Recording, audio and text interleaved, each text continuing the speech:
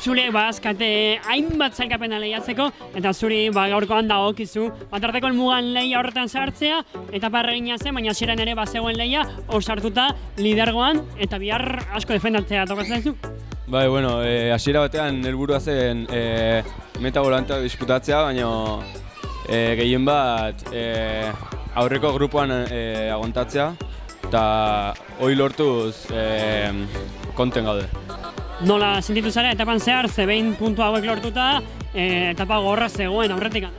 Bai, hasieran fuga hortan sartu naiz, eta harrapatu digutenean, pues, pelotoian aguantatzea lortu dut, eta portuetan gaur bastante ongi. Zein aukera ikusten dituzu zeure buruai bihar aguantatzeko? Bihar, meta volantea eta sobre la marcha. Zorionak. Mil esker.